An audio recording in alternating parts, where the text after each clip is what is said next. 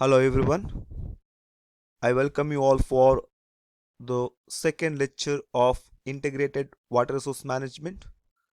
In the first lecture, we defined Integrated Water Resource Management. We also discussed about various principles of Integrated Water Resource Management. In today's class, we'll discuss about implementation of Integrated Water Resource Management. An Integrated Water Resource Management implementation is focused on three basics and aims at avoiding a fragmented approach of water resource management by considering following aspects: enabling environment, role of institutions, management instruments. A proper enabling environment is essential to both ensure the rights and asset of all stakeholders and also protect public assets such as intrinsic environmental values.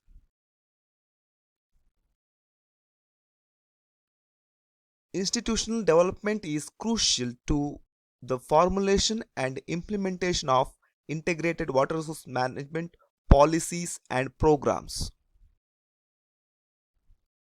Failure to match responsibilities, authority, and capacities for action are all major sources of difficulty with implementing integrated water resource management.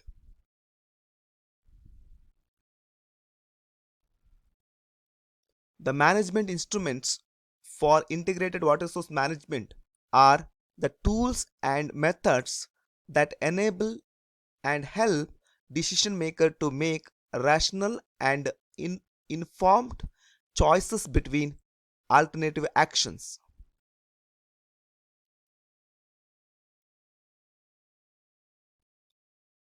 Some of the cross-cutting conditions that are also important to consider when implementing integrated water source management. They are political will and commitment, capacity development, adequate investment, financial stability, and sustainable cost recovery. Monitoring and evaluation.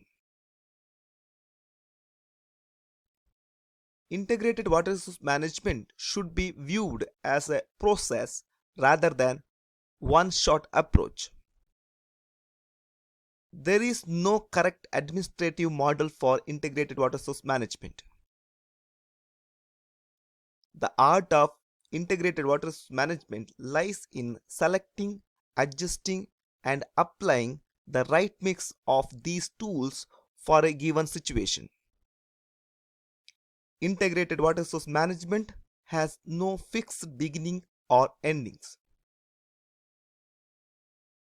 Here we have a schematic sketch of a implementation of integrated water resource management, which comprises enabling environment, institutional structures, management instruments, infrastructure development, and various factors involving the implementation of integrated water resource management are development of objectives, the various factors, national goals, water resource issue assessment, water resources policy strategy, integrated water resource management implementation plan, actions of implementation, monitoring and evaluation of progress. Elements of an integrated water resource and legislation framework.